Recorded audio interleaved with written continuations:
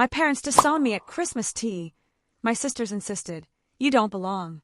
So I seized the locks, blocked every account, and left them stunned. While they feasted without me, revenge brewed its own Christmas tea. You know, for most of my 34 years, I genuinely believed that being the good daughter meant one thing: saying yes. Yes to the bills, yes to the rent, yes to being everyone's safety net when the world got too heavy. I was convinced that if I just kept giving, kept sacrificing, one day my family would finally see my worth. But then, the world stopped spinning. It was a late-night phone call, a demand for a staggering $120,000, and words from my own parents that cut deeper than any blade ever could. That was the moment I realized something truly devastating: love in my family. It had conditions, and I was about to learn, in the most brutal way imaginable, what happens when you finally stop paying the price.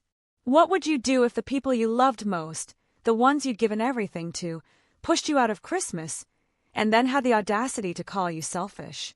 Stay with me, because this story will take you into the heart of that crushing night and every single choice that followed. Let me take you back to where it all started.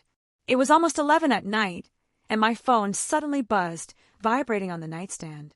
I just pulled back the covers, practically melting into bed after a relentlessly long day, when I saw the name flashing on the screen: Emily, my younger sister. For a split second, I actually thought about just letting it go to voicemail. God, I was tired. But I knew her. She'd just keep calling, a relentless buzz until I finally picked up. So with a sigh, I swiped the screen, lifting the phone to my ear, already feeling the exhaustion in my very bones. "Hey, Emily," I mumbled, trying to keep the irritation out of my voice. "It's late. I have work in the morning." Her voice came rushing at me, a torrent of frantic excitement, words tumbling over each other like she'd been holding them in all day, just waiting for this moment. "Rachel, thank God you answered. I have the most amazing news. This is going to change everything for all of us." I sat up on the edge of my bed, pressing the heel of my palm against my forehead. "Emily, whatever it is, can we please wait until tomorrow?" No. No. You need to hear this right now. I figured it all out. I've been working on this idea for weeks, and it's brilliant. Rachel, we're going to be rich. Her unbridled enthusiasm might have impressed someone else, someone who hadn't spent the last 10 years working in financial consulting in downtown Chicago. But me? I'd seen hundreds of these so-called brilliant ideas crumble and disappear within months. My stomach tightened with a familiar, sickening unease. "What are you even talking about?" She launched into it, sounding like she was pitching to a panel of high-stakes investors. "It's a subscription service. People pay a monthly fee to get discounted local products delivered right to their door. I'm going to partner with small businesses around town, so everyone wins. Customers save money, businesses get exposure, and I take a cut." I could almost hear her pacing on hardwood floors. The sound was so familiar because it was my apartment, the one I'd let her and her husband, Daniel, live in rent-free for years. That same creaky spot in the hallway always gave her away. "Emily," I said, trying to keep my voice even, measured. "That sounds like, well, it sounds like every other subscription box service already out there. The market is absolutely flooded." "But mine is different," she insisted, her voice sharp with a hint of desperation. "People want to support local businesses. Nobody is doing it the way I planned to." I leaned back against my headboard, staring up at the ceiling, feeling a headache building behind my eyes. The logistics alone would be a nightmare. Coordinating dozens of suppliers, handling returns, dealing with endless customer complaints. I had seen seasoned teams with actual capital sink under less pressure. "Why are you calling me about this at 11 at night?" I finally asked, the question heavy with exhaustion. There was a pause on the line. Then I heard her inhale sharply, almost a gasp. "Well, the thing is, I need some startup capital to get things going." There it was. I braced myself, my stomach clenching. "How much is a little bit?" "Just $120,000. She said it so casually, like she was asking for $20 for a latte. I nearly choked. "What did you just say?" $120,000. I know it sounds like a lot, but think about it as an investment. When this takes off, you'll get it back and more. I swung my legs off the bed, my voice rising as I started pacing. "Emily, Why on earth would I hand you $120,000 for a business idea with, maybe, a 5% chance of surviving the first year? Because you have money, she snapped back, her tone sharpening, twisting into something ugly. You own a house. You own that apartment. You make good money at your fancy job. It's nothing for you. Her words stung. Oh, they really stung. Yes, I had worked hard. I had saved. I had invested smart. I had built a comfortable life for myself. But nothing, about $120,000, was small.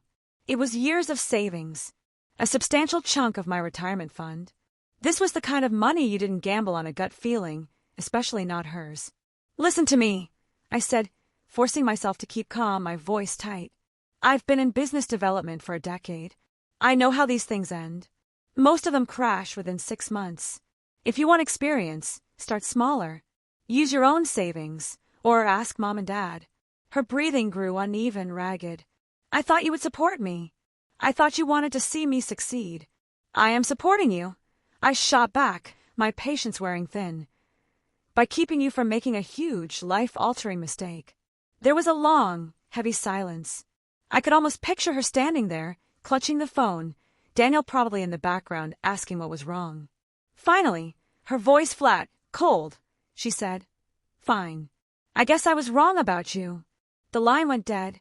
I stood there, holding the phone, staring at the dark screen. My chest tightened with a churning mix of frustration, anger, and a deep, unexpected sadness. Emily had always been dramatic, but this felt different. I set the phone down, plugged it into the charger, and crawled back into bed, telling myself she'd cool off. She always did. In a few days, she'd thank me for saving her from a disaster. But lying there in the dark, my eyes wide open, I just couldn't shake the unsettling unease coiling in my stomach. Something felt broken. The very next morning, my phone lit up before I'd even finished my first cup of coffee. Caller ID, Mom. Unusual. She rarely called before noon. I answered with a tentative hello, already sensing trouble brewing. Rachel Morgan. Her voice came sharp, cutting, like she was scolding me when I was 12 again. I need to talk to you right now. My stomach tightened. What's wrong? What's wrong? She snapped, the fury barely contained. Is that your sister called me in tears last night because you refused to help her with something simple? I almost spilled coffee all over my kitchen counter. Simple, Mom? She asked me for $120,000. That is not a small favor. There was a chilling pause.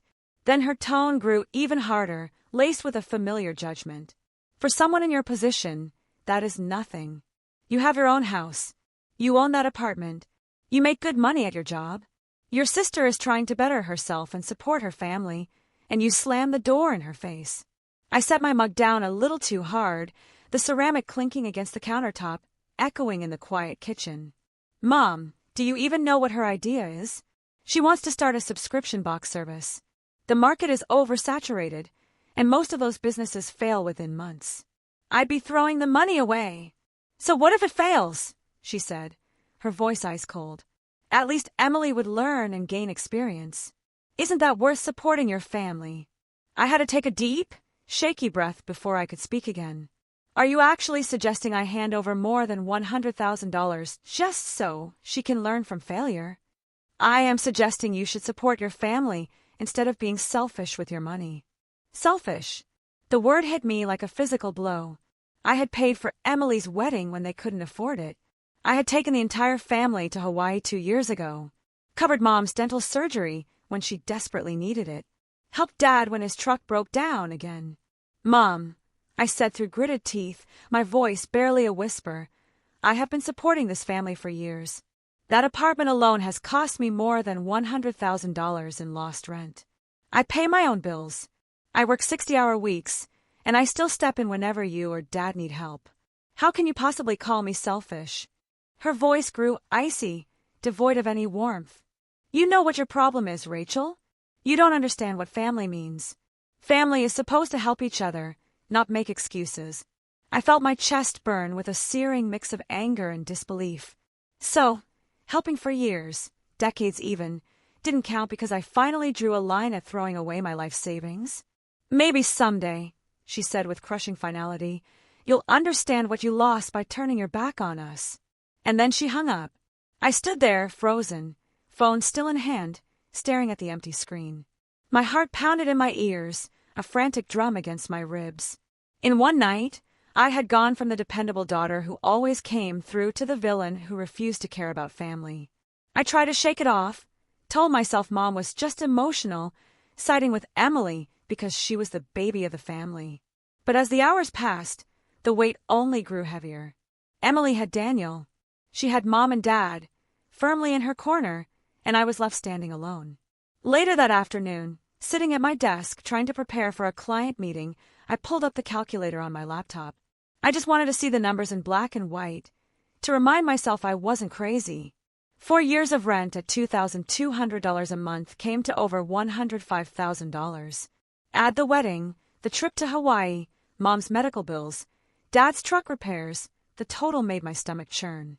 I had poured so much into them, and not once had I asked for anything in return. And still, I was the selfish one. That night, I microwaved leftover pasta, sat alone at my dining table, and tried desperately to clear my head. I thought about calling Emily again, just to try one more time, maybe find some middle ground, but the memory of her angry, cutting voice stopped me cold. I thought about calling Dad, but I knew he would just take Mom's side. The silence of my condo pressed in around me, heavy and suffocating. As I rinsed my plate and slid it into the dishwasher, I caught my reflection in the kitchen window.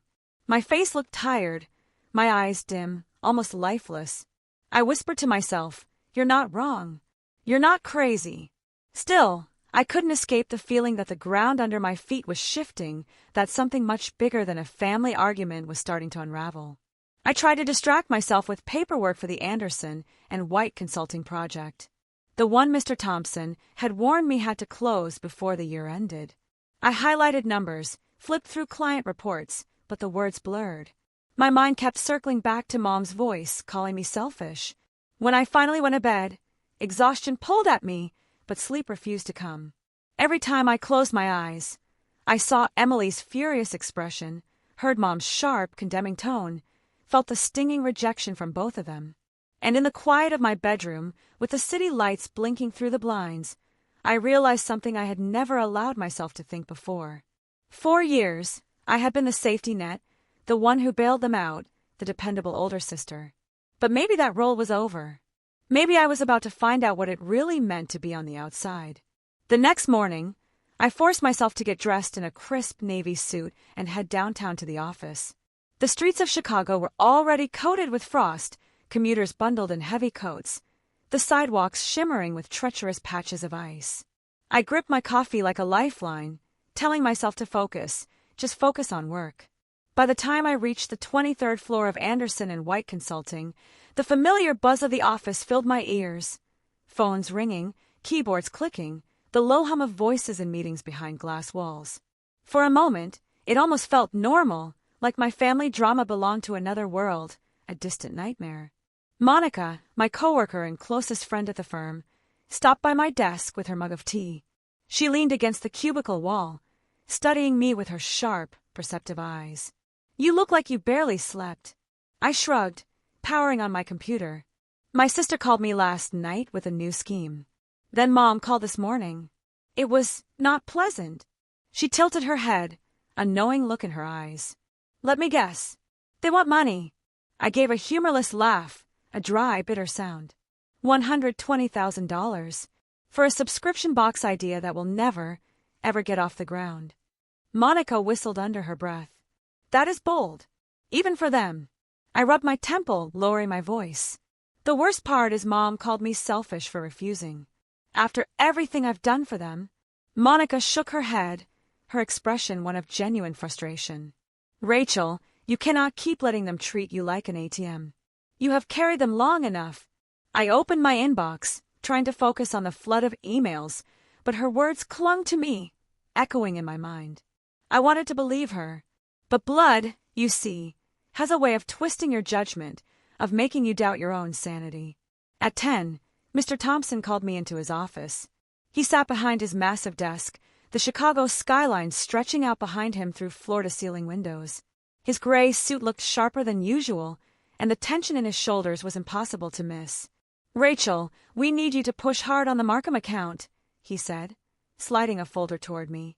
"This contract has to be finalized before year-end, or we're looking at major losses. I need your best work right now."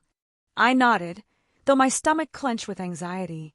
"Of course, I'll handle it." He leaned back, watching me carefully, his gaze unnervingly direct. "You've always delivered, but I need you laser-focused. No distractions." The words stung because I knew, deep down, I was already profoundly distracted. I carried the folder back to my desk and spread out the spreadsheets, trying to drown myself in numbers, in the cold, logical world of finance. By lunch, I had given up on concentration. Monica practically dragged me to the cafe downstairs, where we found a corner booth away from the crowd. She stirred her tea while I idly picked at my salad. "You need boundaries," she said quietly, her voice firm. "They will keep taking until you stop giving." I pushed my fork aside, a lump forming in my throat. "I know, but it's not easy. Every time Mom calls, I feel 12 again, like I'm being scolded. And Emily, she knows exactly which buttons to push." Monica's eyes softened with understanding. "They call you selfish, but that's the furthest thing from the truth, Rachel. You have sacrificed more than anyone. Stop punishing yourself for finally saying no." I wanted to believe her. God, I wanted to believe that refusing to hand over my savings didn't make me heartless. But guilt had a way of creeping in, whispering that maybe I had abandoned them when they needed me most. Back at my desk, I tried again to focus. I studied projections, highlighted key figures, drafted notes for the client meeting. Yet, every time my phone buzzed with a new message, I jumped. I expected it to be Emily, unleashing another round of anger, or Mom pressing harder. Sure enough, at 4 p.m, my screen lit up with a text from Emily. "If you won't help, then you are no longer my sister." I stared at the words until they blurred, until my vision swam. My throat tightened, raw with unshed tears, and I set the phone face down on my desk, as if that could make the words disappear. Monica glanced over, saw my expression, but I only shook my head, unable to speak. When the office finally emptied, and the city lights flickered on outside, painting the windows with a golden glow, I packed my bag and left. The cold air slapped my cheeks as I walked toward the parking garage, my breath coming out in white clouds. With each step, I felt heavier, weighted down by an unbearable burden. At home, I poured myself a glass of wine and stood by the window, looking out over the street below. Families were already decorating their porches with twinkling Christmas lights, kids running up and down the sidewalks, their laughter echoing in the cold night. I pressed my hand to the glass, feeling utterly detached, like I was watching a world I no longer belonged to. I thought about calling Emily again, just to try one more time, to reason with her, but the image of her text, "No longer my sister," stopped me cold. I turned away from the window and sat on the couch, the glass of wine untouched on the coffee table. The silence pressed in around me, heavy and sharp, almost painful. For the first time, I wondered if Monica was right. If maybe the only way forward was to accept that the family I had fought so hard to support had already pushed me out. The thoughts settled deep inside me, cold and unshakable, and I knew it wasn't going away. That weekend, I got in my car and drove the 2 hours to Springfield, clinging to a sliver of hope that maybe, if I spoke to my parents face to face, things would calm down. The highway was lined with bare, skeletal trees, the sky a heavy, oppressive gray. I gripped the steering wheel, as if holding on to that tiny, fragile piece of hope. When I pulled up to my parents' modest ranch house, the driveway was already crowded.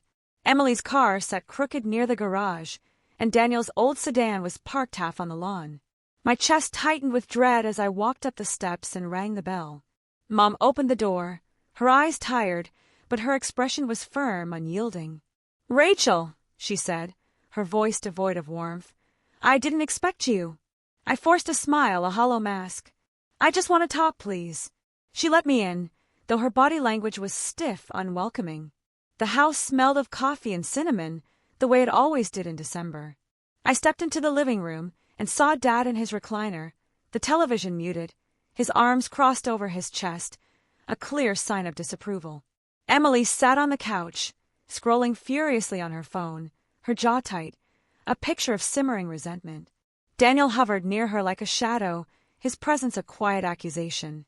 Emily didn't even look at me. She just called out in a cold, dismissive voice, "I told you not to come here." I swallowed hard, my throat suddenly dry. "Emily, I'm not here to fight. I just want to understand what's going on." She snapped her head up, her eyes blazing with a raw, angry fire. "What's going on is that you turned your back on me when I needed you most." I kept my voice steady, though it took every ounce of my will. "You asked me for $120,000. That is not a small request. I have already supported you and this family for years." She stood up, her fists clenched at her sides, trembling slightly. "I don't consider you my sister anymore." The word sliced through me, sharper than I expected, leaving a stinging wound. I turned toward Dad, hoping for some kind of balance, some reason, but he just shook his head, his face a mask of disappointment. "You make good money, Rachel, and you act like we're asking for the moon. But what you don't understand is family is about sacrifice, not keeping score." My throat tightened, the injustice of it all choking me. Sacrifice? I have been sacrificing for years. Do you realize how much money I have poured into this family? That apartment in Oak Park has been rent-free for 4 years. That is over $100,000 gone. I paid for the wedding. I paid for the vacation. I paid for Mom's surgery. And now, because I won't drain my savings for a doomed business idea, I'm the bad guy. Dad's face hardened, turning cold and distant. "It's not about the money, Rachel. It's about your attitude. You think you're better than us because you live in the city and have some fancy job." Mom touched my arm gently, a gesture that felt oddly manipulative, though her voice carried the same sharp sting. "We love you, Rachel, but you have become cold. Emily needs us, and as her sister, you should be there for her." I stepped back, pulling away from her hand as if burned. "Cold? You think setting boundaries makes me cold? I've been there for her every time she failed, every time she ran out of money, every time she wanted me to fix something. Where has she been for me?" Emily's voice rose, high and sharp, cutting through the tense air. "You never needed me. You've always had everything." I stared at her, unable to believe the twisted, self-serving logic. "Everything. I worked my way through college. I took on internships nobody wanted. I saved and scrimped and worked 60-hour weeks to buy that apartment. That wasn't handed to me." Daniel finally spoke, his voice softer, more subdued than Emily's, almost pleading. "We just wanted a chance. We thought you'd understand." I turned on him, my anger flaring. A chance is one thing. Demanding over $100,000 with no plan, no research, is another. You're married adults. You should not be living off me forever. The silence that followed was heavy and cold, thick with unspoken accusations. Dad finally reached for the remote, unmuted the television, and said without looking at me, his voice a low, dismissive growl, "Maybe you should leave." My mouth went dry. Just like that. No attempt to reconcile, no acknowledgement of what I had done for them, no recognition of our shared history. I looked at Mom one last time, searching her face for even a flicker of doubt or regret, but she only sighed and glanced away, her gaze avoiding mine. I walked to the door, my footsteps heavy on the worn carpet, each one an agonizing drag. The December air hit me as I stepped outside, sharp and bitter, a cruel reminder of the coldness I had just experienced. My hands shook as I fumbled for my keys. Driving back to Chicago, I kept replaying their words in my head. "I don't consider you my sister anymore. You think you're better than us. You've become cold." By the time the city skyline appeared in the distance, my eyes burned from holding back the torrent of tears threatening to spill.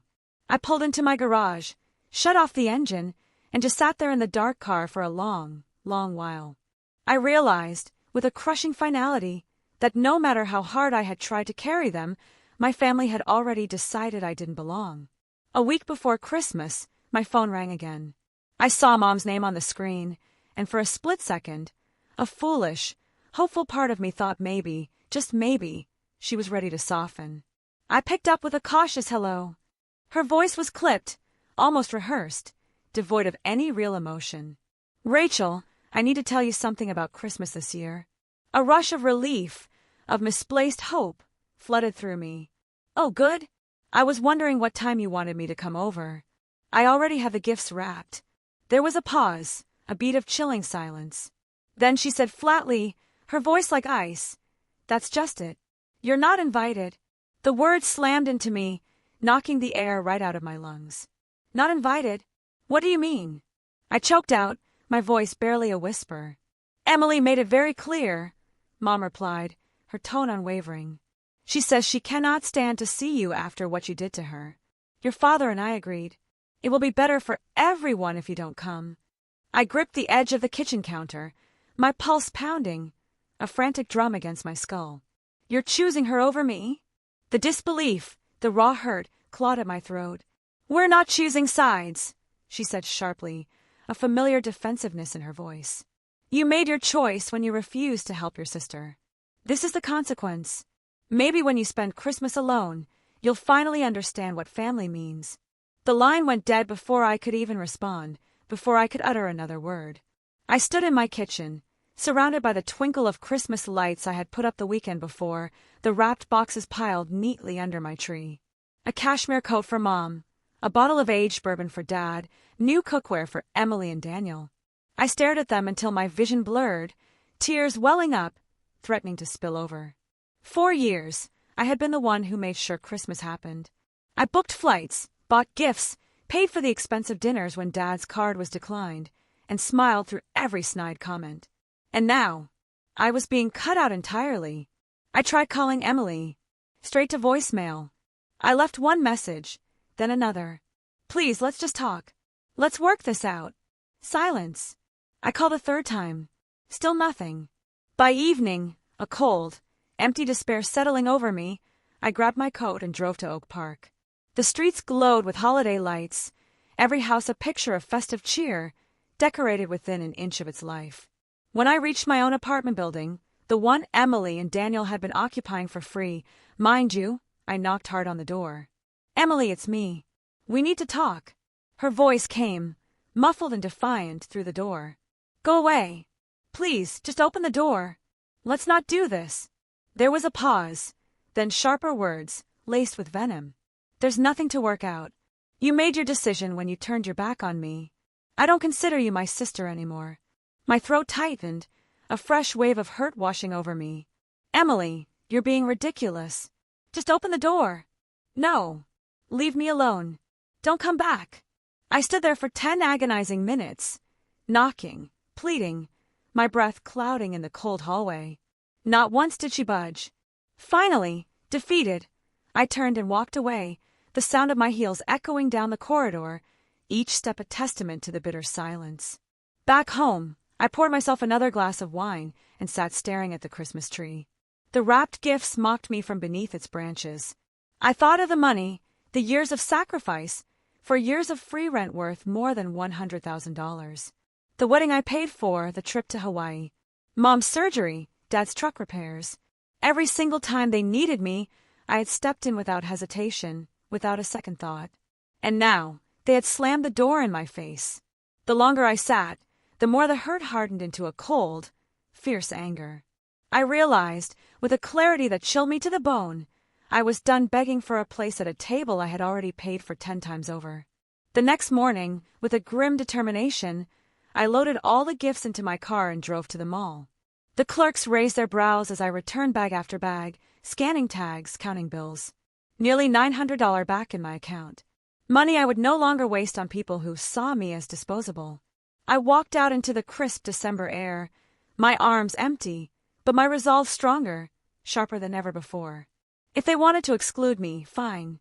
But I was not going to keep being their safety net while they treated me like dirt. That night, I sat at my kitchen table with a notepad, the quiet hum of the heater filling the room. For the first time in years, I let myself imagine a Christmas without them. The image felt strange, almost foreign, but also incredibly, unexpectedly freeing. I began to sketch a plan in the margins of the page, my pen pressing hard into the paper. It wasn't just about surviving the holiday alone. It was about finally drawing a line that would not, be crossed again. The following afternoon, I met Claire Johnson for coffee at a quiet cafe near the courthouse. We had been friends since college, and now she worked as a lawyer specializing in estate planning. She greeted me with a warm hug, then sat across from me, brushing snowflakes off her coat. "You sounded serious on the phone," she said, leaning in, her eyes full of concern. "What's going on?" I stirred my coffee, watching the swirl of cream dissolve into the dark liquid. "My family has pushed me out of Christmas." Emily demanded $120,000 for some ridiculous business idea. When I said no, Mom and Dad sided with her. "Now they've shut me out completely." Claire's eyes narrowed, a glint of steel in them. "That explains the edge in your voice. But it's more than that, isn't it?" I nodded, the words tumbling out. "It isn't just about Christmas. They've been living in my Oak Park apartment rent-free for 4 years. That's more than $100,000 in lost rent. I've covered their wedding, vacations, even medical bills. And somehow I'm the selfish one." Claire set down her mug, her expression grave. "Rachel, have you ever formally looked at the financial ties between you and them?" I shook my head, feeling a familiar shame creep in. It was always informal. I just let them move in. I put Mom on one of my credit cards for emergencies. I covered their mortgage payment a couple of times when they were behind. "That could be a problem," she said gently, her voice still firm. "If you keep those accounts open, they can continue draining you whether you like it or not." Her words sank in, a chilling realization. I thought of Dad's card being declined years ago, and how I had quietly added Mom as an authorized user to mine. I thought of the utility bills and mortgage payments I had allowed to auto-debit from my account just to keep them afloat, to keep the peace. "So what are you saying?" I asked, my voice barely above a whisper. "I'm saying you have every right to freeze those accounts," Claire answered, her gaze steady, unwavering. "Cut off access, close the card, stop the payments. If they want independence, let them have it." I hesitated, staring down at my hands, twisted tightly in my lap. Doing that would change everything. It would mean no more safety net, no more chance of reconciliation, of ever going back to how things were. Claire leaned closer, her voice soft but powerful. "They've already made their choice, Rachel. You have to protect yourself." I felt a lump in my throat, hot and painful, but I nodded. "I'll do it." We spent the next hour going over details. She explained how to contact the bank, what documentation I would need, and how quickly the changes could take effect. I scribbled notes in the margins of my planner, each step feeling heavier than the last, but also strangely, profoundly liberating. When we parted ways, she squeezed my arm. "You've been more than generous. It's time they learn what it's like to stand on their own." Driving back to my condo, I kept replaying her words. For so long, I had believed that keeping the peace meant keeping the money flowing. Now I realized it only kept me trapped. That evening, I sat at my desk with my laptop open, the warm glow of the Christmas tree behind me. My fingers hovered over the keyboard as I typed the first email to my bank, requesting that all authorized users be removed from my accounts. I asked for the credit cards tied to Mom and Emily to be closed immediately. I instructed the mortgage auto-pay to be canceled. When I hit send, a colossal weight lifted from my chest. My hands trembled, but not from fear, from sheer, absolute release. I poured myself a glass of wine and leaned back in my chair, letting the silence of my condo wash over me. The decision was final. There would be no going back. My phone buzzed with a new message. It was Monica, checking in from work. "How are you holding up?" I typed back quickly, a genuine, if weary, smile on my face. "Better." I finally took Claire's advice. "No more open accounts." "Good for you," she replied instantly. "About time." I set the phone aside and closed my eyes. For the first time in weeks, I felt a flicker of peace. Outside, the snow began to fall heavier, coating the city in white, muffling the usual sounds. The world seemed quiet, suspended, as if giving me space to breathe. I stood and walked to the window, watching the flakes drift under the streetlights, my reflection looking back at me, tired, yes, but undeniably steadier. I whispered to myself, "You did the right thing." And deep down, in the quietest part of my heart, I finally believed it. Christmas Eve arrived quietly in Chicago. I woke late that morning, sunlight filtering weakly through the blinds, and for the first time in years, I didn't feel the rush of last-minute errands or the crushing pressure to pack gifts into my car. The silence was unfamiliar, almost hollow, but it was also strangely comforting. I made myself coffee, sat at the kitchen table, and looked at the blank space beneath my tree where the gifts had been. The city felt different that day. Outside, families bustled down the sidewalks with shopping bags, kids laughing in thick scarves, couples hurrying home with last-minute groceries. I watched them from my window, a small ache tugging at me. This should have been the day I was helping Mom in the kitchen, setting the table with the red linen she loved, or sneaking cookies before dinner while Dad pretended not to see. But that door had been shut. By the afternoon, the ache softened, receding into the background. I ordered lasagna and garlic bread from a small Italian restaurant down the block. When the delivery arrived, the scent filled my condo, warm and rich, a comforting embrace.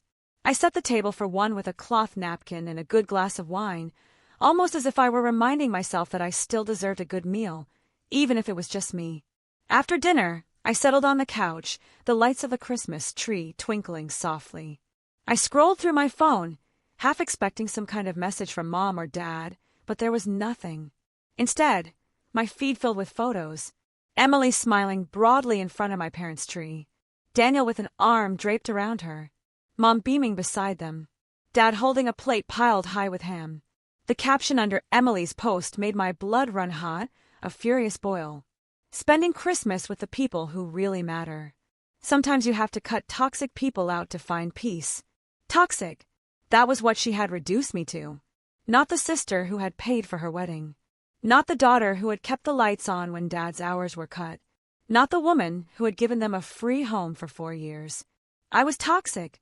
I set the phone down, my chest tight with a mixture of rage and disbelief, and reached for my laptop. I opened my email and reread the confirmation from the bank. The accounts had been closed. The credit cards canceled. The mortgage auto-pay disabled. For the first time, their survival no longer depended on me. I sipped my wine and let that truth sink in, deep into my bones. They could toast each other in Springfield and laugh at my absence, but the safety net was gone. The line had been drawn. Later, with snow falling steadily outside, I pulled on a blanket and streamed an old movie I used to watch in college. The quiet felt heavier as the night deepened, but it wasn't unbearable. It was a different kind of quiet, one without the tension of pretending. No walking on eggshells, no plastered smiles at the table, just me, my home, and a decision that was finally, irrevocably mine. When the movie ended, I video called Laura, my old roommate from Northwestern, who now lived in California. Her face lit up the screen, framed by palm trees and sunshine, even in December. We talked for an hour, catching up about her kids, her job, and the chaos of holiday travel. She knew a little of my family drama, and when I admitted that I was spending Christmas alone, she smiled softly. Rachel, sometimes being alone is healthier than being surrounded by people who hurt you. After we hung up, I felt lighter, as if someone had handed me permission to stop feeling guilty. I carried my wine to the bedroom and changed into pajamas. Midnight passed quietly, the city streets blanketed in snow. For the first time in years, I fell asleep on Christmas Eve without the dread of arguments simmering under the surface. On Christmas morning, I woke late, sunlight reflecting off the snow outside my window. The quiet was startling, but not unwelcome. I made pancakes, poured myself another cup of coffee, and sat down at the table. My phone buzzed, and for a brief second, I thought it might be Emily, but when I flipped it over, it was only a notification from the news. I ate slowly, savoring the calm. After breakfast, I bundled up and went for a walk. The neighborhood was still, most houses wrapped in holiday stillness. A few children played in the snow, their laughter echoing faintly. I felt like an outsider, peeking into another world, yet also strangely free from its demands.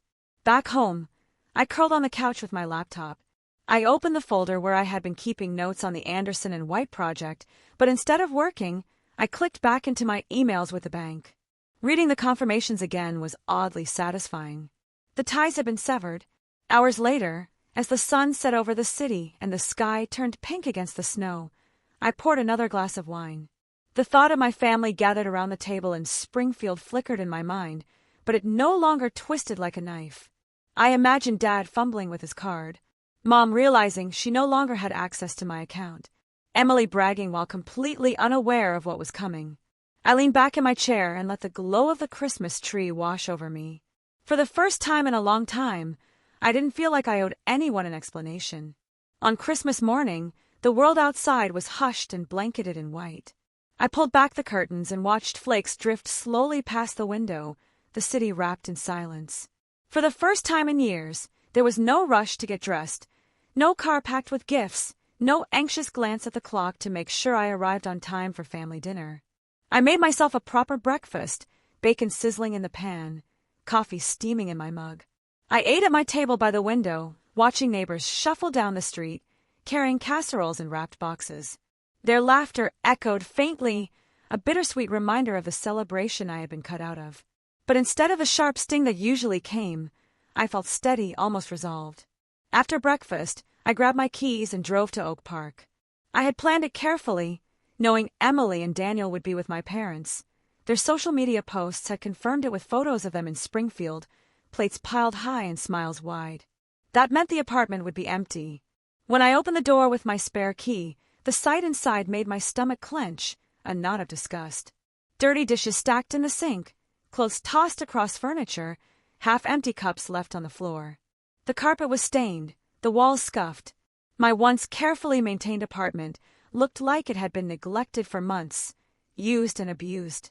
I rolled up my sleeves and, with a grim determination, got to work. I started with the bedroom, pulling their clothes from drawers and closets, folding some, tossing others into boxes. Daniel's work boots, Emily's scattered makeup, a pile of unopened bills shoved under the bed. I packed them all methodically, one box after another. The living room took longer. Their electronics, books, and random gadgets were tangled together, cords twisted in impossible knots. I labeled each box meticulously, so I could tell them later where to find everything. By the time I moved into the kitchen, my back ached, but I kept going, sweeping dishes, pans, and groceries into bins. It was almost 2 hours before the last suitcase was zipped shut. I called the storage facility I had looked up earlier that week. The man on the phone told me he could meet me within the hour. I hauled the first load to my car, the cold air stinging my cheeks as I carried boxes across the parking lot. 3 trips later, the apartment was stripped bare. The storage unit was packed with their belongings, and I had locked it with a fresh padlock. I wrote down the address and unit number on a slip of paper, tucking it into my wallet for later. When I returned to the building, a locksmith was waiting, just as arranged. He was bundled in a heavy coat, his toolbox clanking as he climbed the stairs. I let him in, and within 40 minutes, the locks were changed. He handed me 2 shiny new keys and wished me a Merry Christmas before heading back into the snow. I closed the door behind him and stood in the empty apartment. The silence was almost startling. No piles of laundry, no blaring television, no clutter choking the rooms. Just quiet, clean space again. For the first time in years, the apartment felt like mine. I took a slow walk through each room, breathing deeply, letting the sense of control settle over me. This had been a long time coming. I locked up, pocketed the keys, and drove home. That evening, I treated myself to dinner from my favorite Italian restaurant. The delivery driver handed me a bag filled with pasta, salad, and warm breadsticks. I opened a bottle of champagne I had been saving, poured myself a glass, and sat at my table alone. Yet, it didn't feel lonely. It felt deliberate, almost celebratory. Music played softly in the background as I twirled pasta onto my fork. I thought of Emily and Daniel sitting smugly at my parents' table, laughing and clinking glasses, completely unaware that their safety net had just been cut. The image didn't make me bitter. It made me calm. After dinner, I curled on the couch, the lights of the Christmas tree glowing softly in the corner. I called a few friends to wish them a Merry Christmas, then settled into an old movie. For once, I wasn't bracing myself for snide remarks or pretending not to notice the favoritism. I wasn't holding my tongue to keep the peace. The snow kept falling outside, blanketing the streets, muffling the city's noise into a gentle hush. When I finally turned off the lights and went to bed, I felt lighter than I had in years. The next morning, just as I was finishing my coffee, my phone lit up. Emily's name flashed first, then Daniel's, then Mom's, then Dad's. Call after call, one after another, buzzing relentlessly on the table. I didn't need to answer to know exactly what they had discovered. I smiled, set the phone to silent, and let it buzz against the wood while I folded laundry. For once, the crisis wasn't mine to fix. By the time I had folded the last stack of towels, the phone had finally gone quiet. The silence was almost louder than the buzzing had been, a heavy pause in the air, as if everyone on the other end was regrouping, frantically deciding what to do next. I carried the laundry to the bedroom, placed it neatly in drawers, and told myself I wasn't going to think about it anymore. But of course I did. It wasn't long before proof of their unraveling found its way to me. Around 3 that afternoon, my cousin Carol sent a text. She had gone over to my parents' house for Christmas dinner, and her message was blunt. Your dad's card was declined at the grocery store. Everyone saw. It was tense. Emily told everyone you froze everything. People are whispering. I sank onto the edge of my bed, staring at the screen, a ghost of a smile playing on my lips. In my mind, I could see the scene as if I had been there. Dad trying to pay for extra groceries, swiping once, twice, then the dreaded red light. The cashier's polite but firm voice. Mom clutching her purse, cheeks flushed, whispering frantically. Emily, always the drama queen, raising her voice, declaring that I was the one to blame. And all of it happening in front of relatives who thrived on gossip. Carol sent another text. Emily says you kicked her and Daniel out too. She's crying to everyone about how cruel you are. A humorless laugh, sharp and bitter, slipped out of me. Cruel. That was the word they had chosen this time. I stared at the tree lights in the corner of my room, watching them blur. For years, I had been the one to write checks quietly, to cover bills without questions, to smooth over their mistakes before anyone noticed. And now, the moment I stopped, I was painted as the villain. I carried the phone back to the kitchen and set it on the counter, deliberately walking away from it. I wasn't going to let their panic dictate my Christmas. I made myself a cup of tea, sat down by the window, and forced my eyes to the snow falling outside. But even as I sipped slowly, I couldn't shake the image of that dinner table in Springfield, whispers bouncing from one relative to another, my name on every tongue.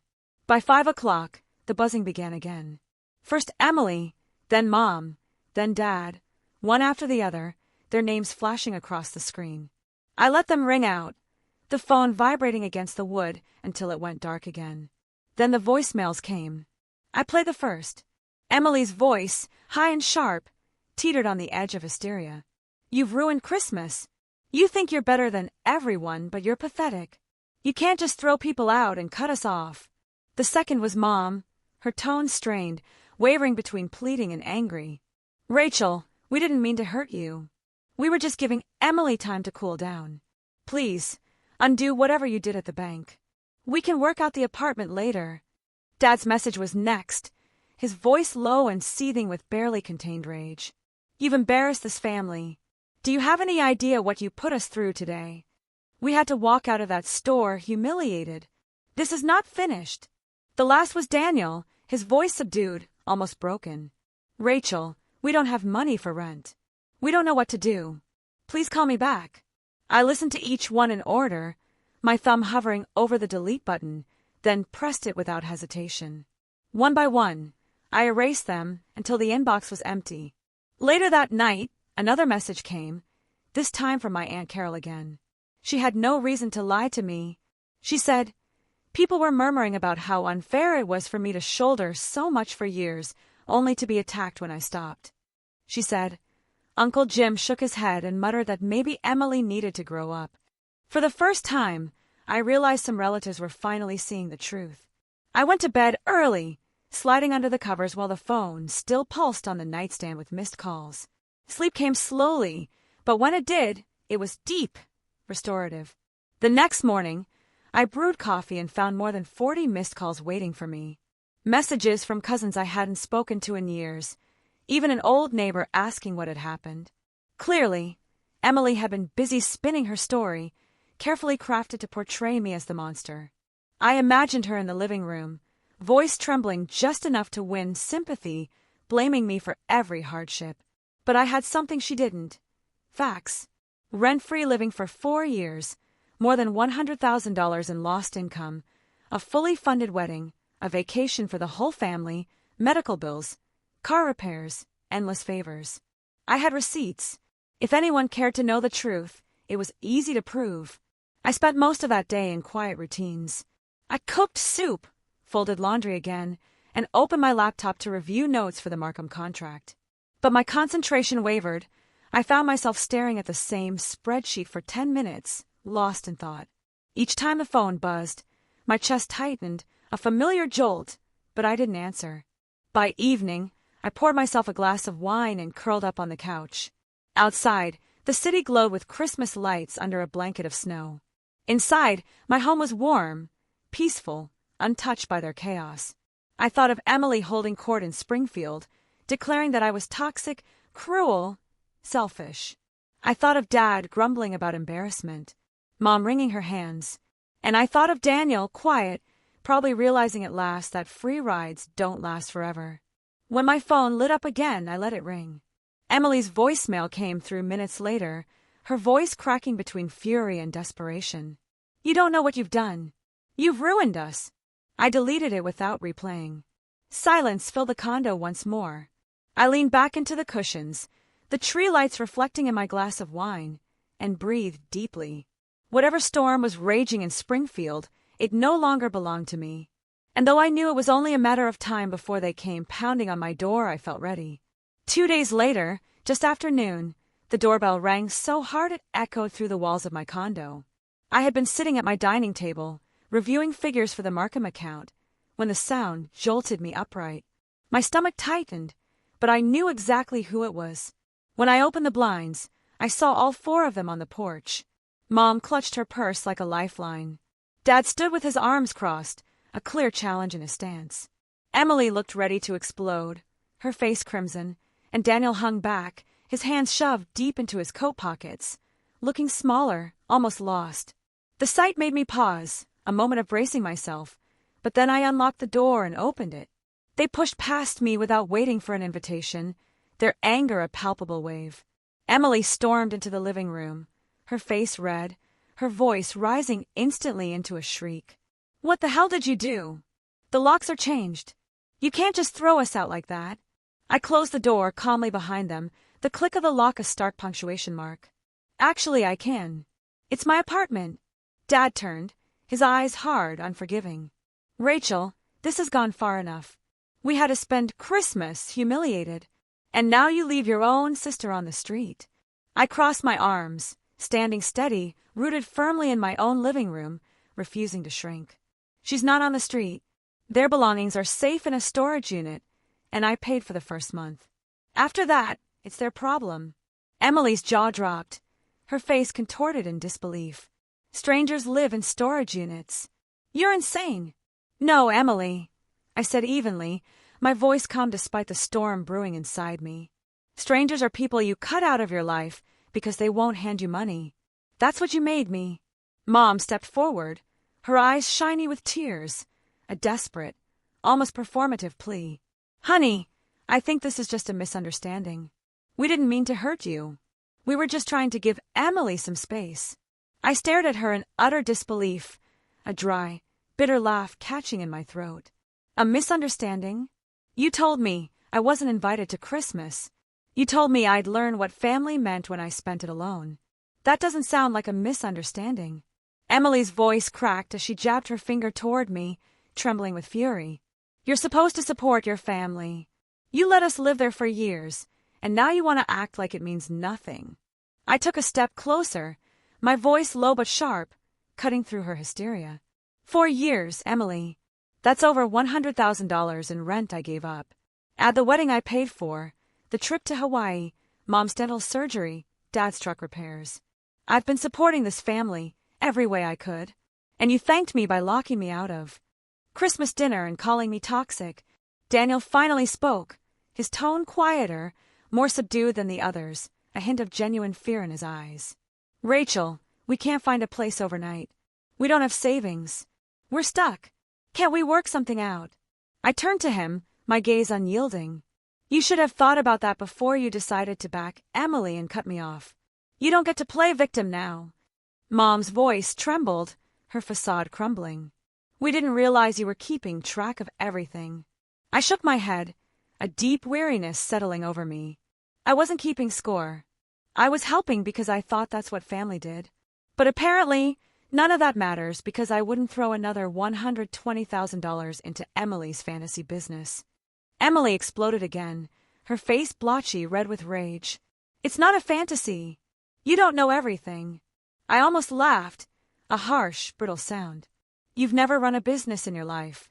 You can't hold a job for more than 2 years. You have no plan, no research, no projections. You wanted me to hand you money on faith while you sat in my apartment rent-free. That's not ambition. That's entitlement. Dad's jaw tightened as he stepped forward, his eyes narrowed, a cold fury emanating from him. Rachel, you've made your point. But this cruelty, this punishment, it's beneath you. My pulse raced, a frantic drum in my chest, but my voice stayed steady, unwavering. What's beneath me is being used until there's nothing left. I told you all no once, and instead of respecting it, you cut me out. So, I respected your choice and made my own. The room went still, the air thick, heavy with everything unspoken. Mom's tears slid down her cheeks. Daniel stared at the floor, defeated. Emily's chest heaved, but her words had finally run dry. I took a breath and picked up a slip of paper from the coffee table. I held it out to Daniel. Here's the address and unit number. Everything you own is there. After the month I paid for, it's on you. He took it silently, his hand trembling, his eyes meeting mine for a fleeting moment of pure, raw despair. Dad's voice lowered, almost a growl, filled with a promise of future retribution. You're going to regret this. I met his stare, my gaze unblinking. No. For the first time in my life I won't. The air in the room felt thick, heavy, with the weight of years of unspoken resentments and the finality of my decision. I walked to the door, opened it wide, and stood waiting. They didn't move at first, just exchanged glances as if hoping I would break, would beg them to stay. But I didn't. Finally, Dad took Mom's arm and guided her out. Daniel followed slowly, the paper still clutched in his hand. Emily stopped in front of me, her eyes blazing with pure, unadulterated hatred. I hate you, she whispered, her voice venomous. Good, I said evenly, meeting her stare with a cool, collected gaze. That makes 2 of us. She stormed past me, slamming her shoulder against the door frame as she went.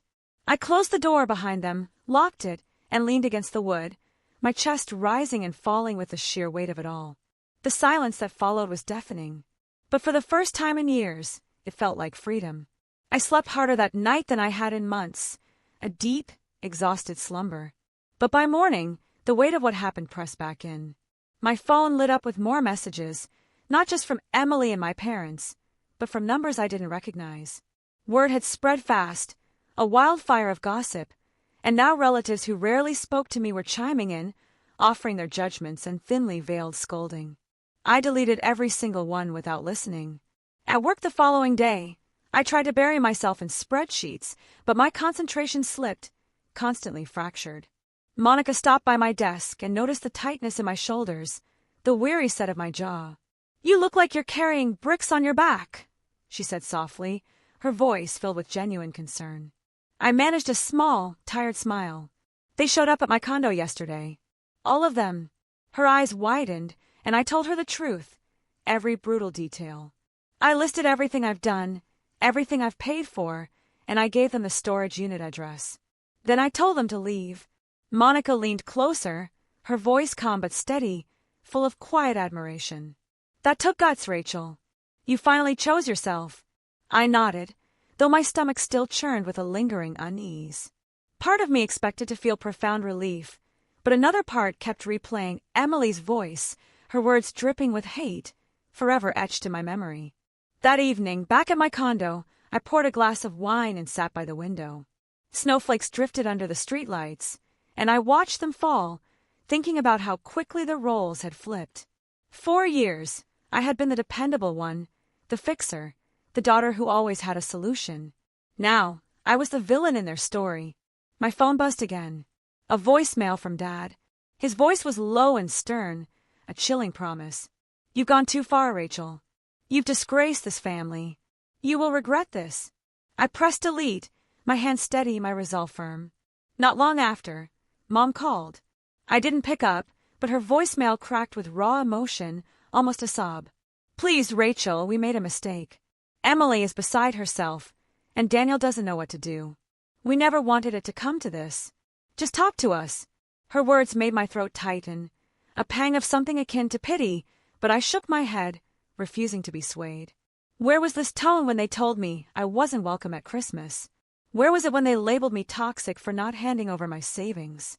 I closed my eyes and leaned back, the glass cool in my hand. The truth was simple. Their desperation wasn't about love or reconciliation. It was about money. It was about losing the lifeline they had taken for granted, the endless well of my generosity. Over the next few days, the storm kept swirling. Mutual friends sent me screenshots of Emily's posts online. She painted me as cruel, heartless, obsessed with control. In one post, she even claimed I had locked her out without warning, conveniently omitting the 4 years of rent-free living and every single dollar I had spent. Comments poured in, some sympathetic, others sharp, condemning. I scrolled through them once, the words stinging, then set my phone down for good. I decided to meet Claire for lunch that week. We sat in a quiet booth at a downtown cafe, the clatter of dishes muffled around us. She studied me carefully, a gentle understanding in her eyes. "You look calmer than I expected." I shrugged, a weary acceptance settling over me. Maybe because there's nothing left to argue about. I did what I had to do. Claire folded her hands on the table, her gaze firm. "And they will have to face the consequences. Sometimes justice doesn't come with applause, Rachel. It comes with silence." Her words settled over me like a warm blanket, a comforting balm. I sipped my coffee and realized she was absolutely right. That night back home, I turned off my phone completely and let the condo sink into stillness.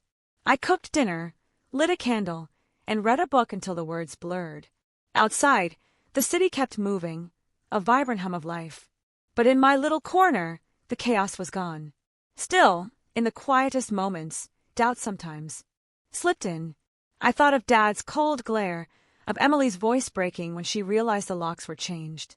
I wondered if maybe I had been too harsh.